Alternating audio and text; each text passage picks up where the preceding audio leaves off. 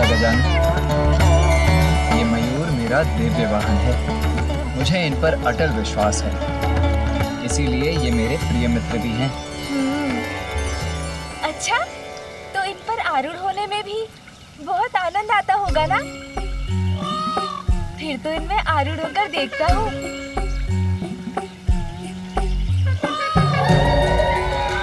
अरे अरे गजानन, ये क्या कर रहे हो? नीचे उतरो इसी क्षण। नहीं उतरूंगा। अरे संकट में पड़ जाओगे गजानन, मेरा वाहन तुमसे परिचित नहीं है। नीचे उतर जाओ, आ जाओ, आओ। मैं नहीं उतरूंगा भैया। मुझे तो बहुत आनंद आ रहा है। मयूर जी, उड़ान भरिए ना।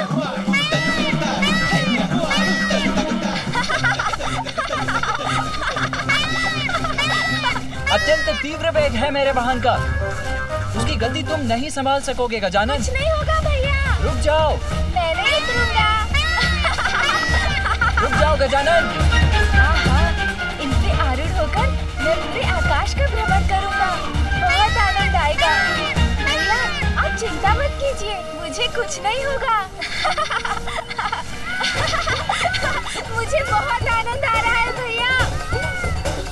किंतु ये ऊंचाई क्यों नहीं पकड़ रहे?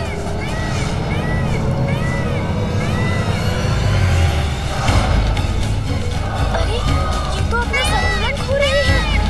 भैया उचित कह रहे थे, मुझे इनको रोकने का प्रयत्न करना चाहिए। अरे, तो ये और ऊपर क्यों उड़े जा रहे हैं? रुको गजानन। इनका वेग अत्यंत तीव्र है, उसे कैसे नियंत्रित करूं? धीर दो गजानन, धीर दो।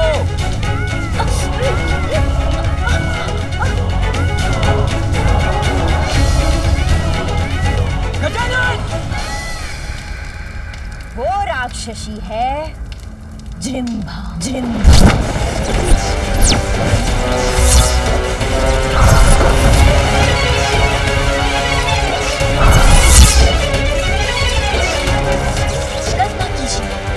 सोचिए असुर सम्राट, सोचिए। यदि उस काल को ढला है विष की एक बूंद उस बालक के उदर में पहुंच गई तो? जृंभा।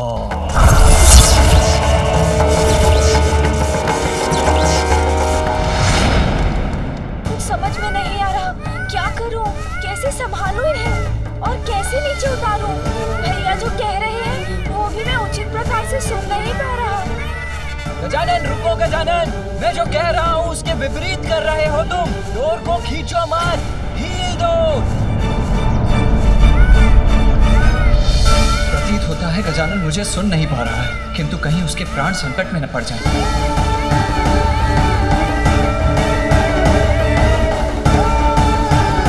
अरे, सामने तो घाटी है।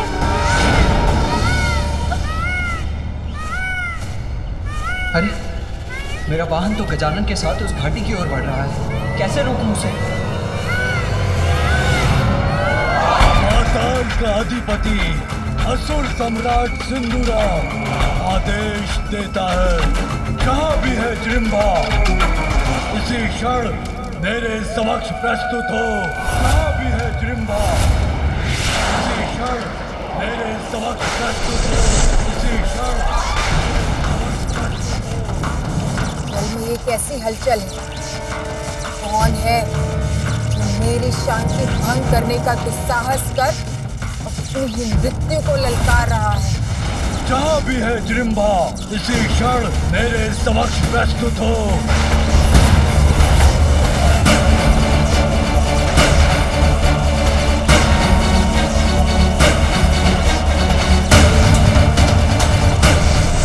सम्राट सिंदूरा। सर्वघाती है उसका विष। वो जहाँ जाती है वहाँ की वायु भी विषाक्त हो जाती है। आपकी मति भ्रष्ट हो गई है क्या असुर सम्राट, जो उसे यहाँ बुलाकर इतना बड़ा संकट मोल ले लिया आपने? शांत हो जाओ बुढ़िया, मेरा अंत नहीं कर सकता उसका विष।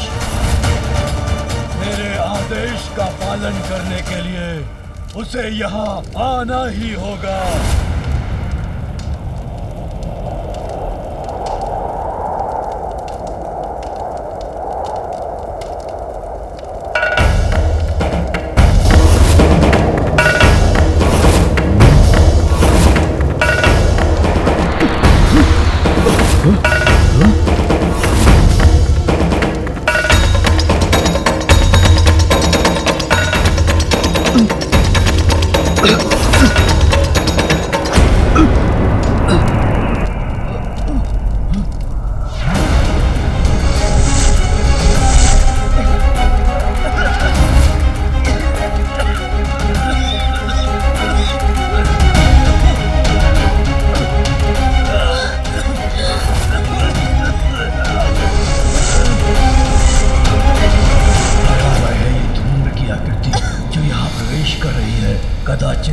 सत्य कहा था बुढ़िया स्त्रीलिंगा ने, भयंकर है ये जृंभा।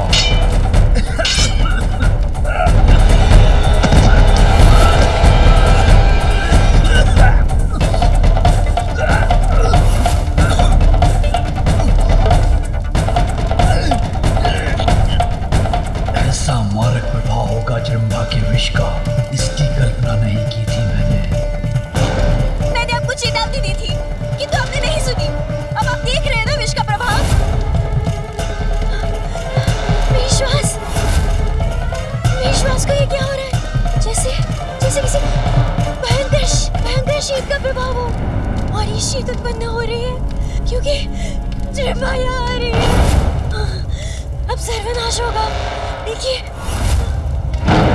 मूर्ता थी मेरी जो इस महामूर्ख को जृंभा को बुलाने का सुझाव दे दिया। अब कहीं मुझे अपने प्राण न गंवाने पड़ जाए।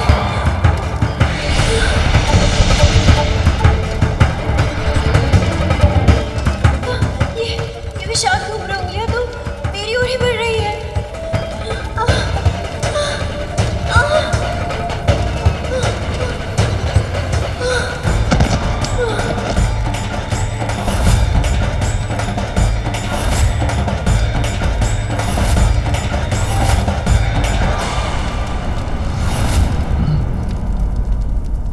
बिना पूर्ण रूप से यहाँ पहुंचे ही इतना भीषण प्रभाव है राक्षसी जृंभा का। आश्चर्य है।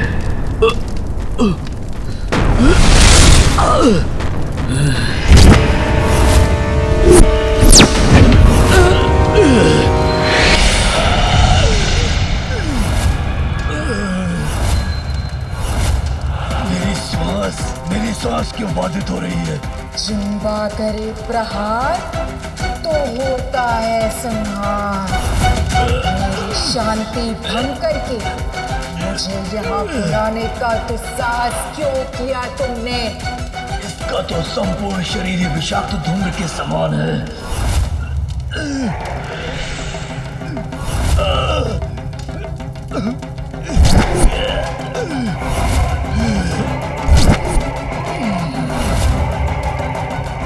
इसका विष तो मुझे भी प्रभावित कर रहा है, किंतु मेरी मृत्यु कैसे हो सकती है? उस बालक के सिवाय कोई मेरा अंत नहीं कर सकता। इस बुलावे में मत रहना कि तुम्हारे बुलावे पे मैं यहाँ आई हूँ। मैं तुम्हारा वध करने आई हूँ। जृंभा करे प्रहार तो होता है संहार।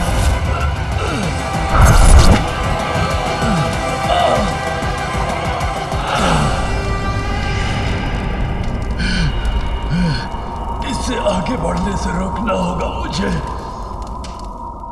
आगे बढ़ने से रोकना होगा इन्हें, अन्यथा एक घाटी के ऊपर पहुंच रहे हैं। इन मयूर जी पर तो मेरा कोई नियंत्रण ही नहीं बन रहा है, किंतु मैं बहुत ऊंचाई पर नहीं हूँ।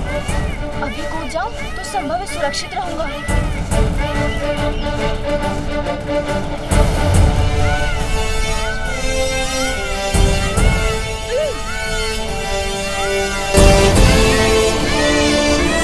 अरे मयूर जी तो और तीव्र गति से आगे बढ़ने लगे। अब मैं क्या करूं?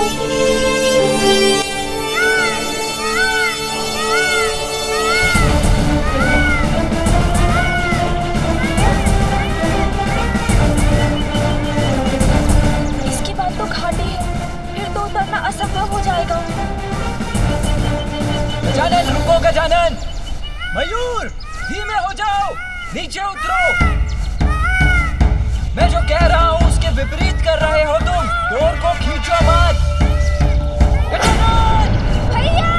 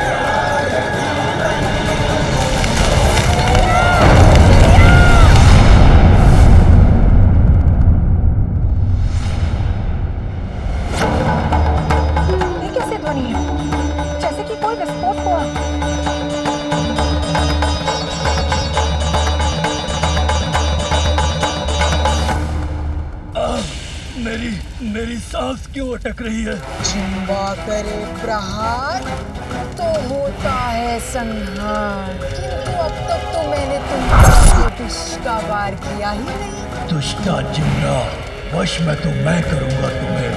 विस्मय अवश्य हो तुम, किंतु मेरी अपार शक्तियों से परिचित नहीं हो।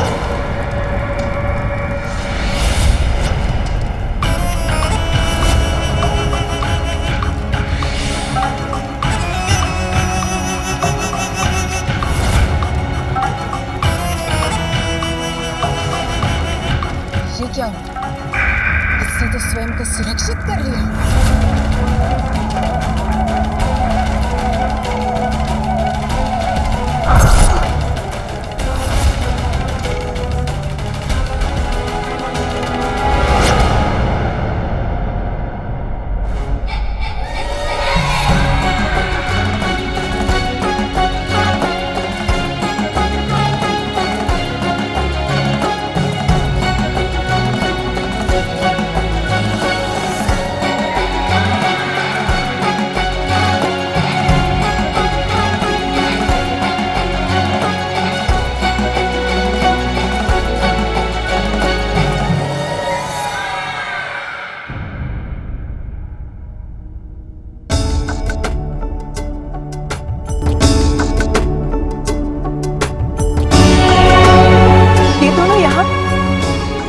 गिरने के कारण ऐसी ध्वनि हुई,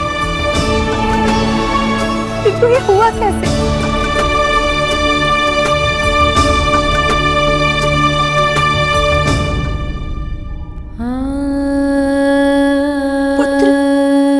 पुत्र क्या हुआ तुम्हें? तुम यहाँ कैसे गिर गए?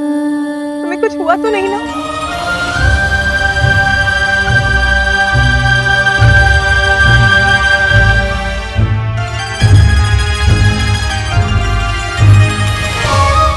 गिरा तो मैं भी हूँ, मैंने ही गजानन की रक्षा भी की है, किंतु माँ मुझसे नहीं उसी से पूछ रही हैं कि वो कुशल है कि नहीं। माँ, इसमें तो मेरा कोई दोष नहीं, भैया के कारण ही हुआ जो हुआ।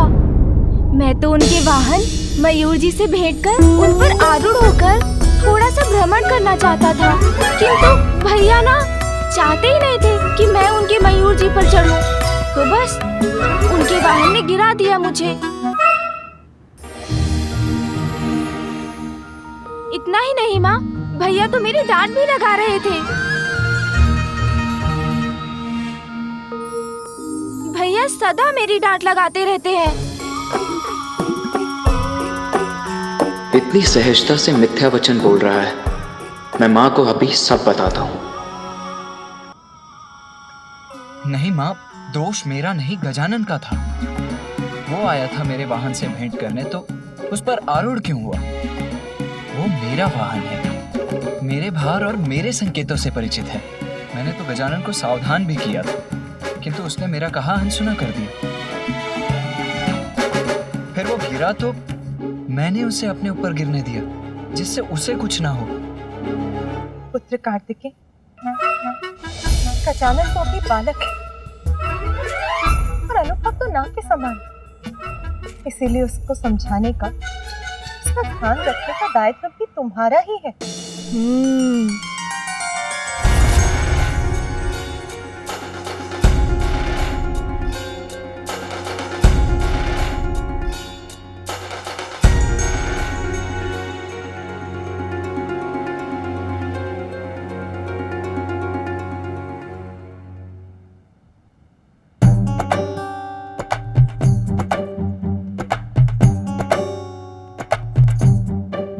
गजानन गजानन गजानन, यहाँ तो जैसे एक ही नाम गूंज रहा है। गजानन ये, गजानन वो।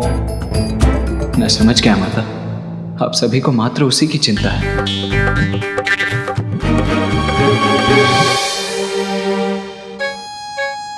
पिताश्री, मैं आपका प्रथम पुत्र हूं ना। मेरा जन्म गजानन से पूर्व हुआ था, फिर भी आज आप सभी को मुझसे भी अधिक प्रिय गजानन क्यों हो गया? आप सभी को मात्र उसी की चिंता क्यों है पिताश्री? पुत्र, तुम्हें कदाचित ऐसा प्रतीत हो रहा है, किंतु सत्य तो यह है माता पिता अपना संपूर्ण स्नेह अपनी सभी संतानों पर न्यौछावर करते हैं। उनके लिए उनकी सभी संतान एक समान ही होते हैं। अच्छा अब ये सब छोड़ो, चलो भोजन तैयार है। हाँ हाँ, जाओ गजानन, माता के हाथों से भोजन प्राप्त करो।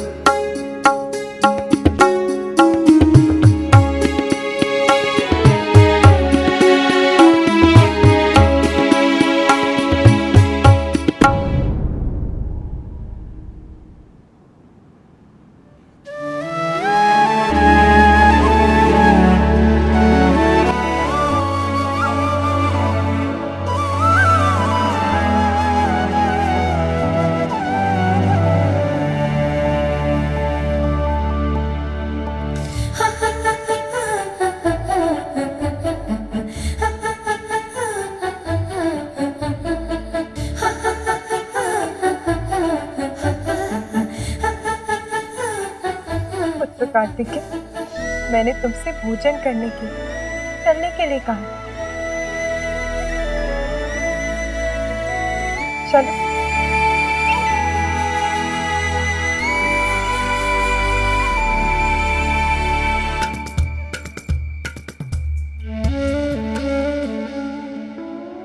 अरे माँ मुझे नहीं खिलाएंगी, भैया को खिलाएंगी भोजन। भूख तो मुझे लगी है।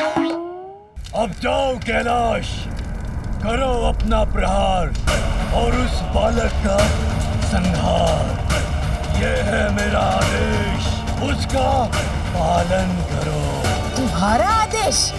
हाँ, जिम्बा किसी के आदेश का पालन नहीं करती। जिम्बा वही करती है जो उसकी इच्छा होती है। मैं किसी का वध करूं और वो भी तुम्हारे लिए? कदापि नहीं।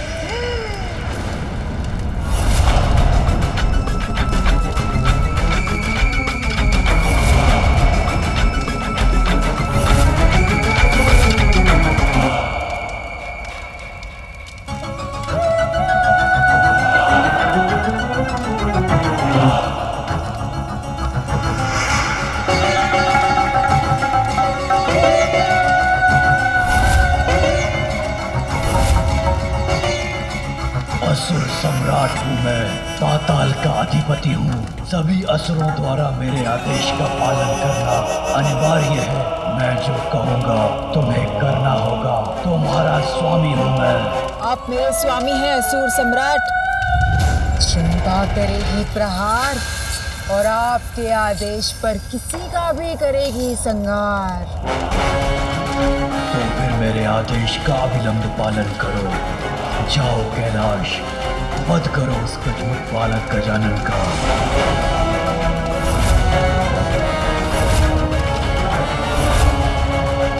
जिम्बा देवी नहीं है, कहीं इसने मुझे देख लिया तो उन्हें अपना विष प्रहार करेगी। मैं ऐसे ही पड़ी रहती हूँ। मैं अभी कैलाश जाकर उस गजमुखानन का वध कर दूंगी।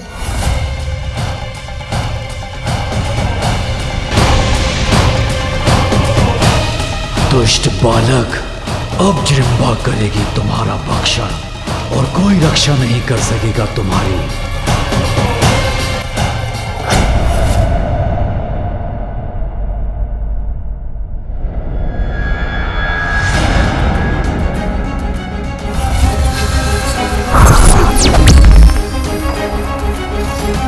मेरा भयंकर रूप देखकर तो ये बालक भयभीत होकर भाग जाएगा।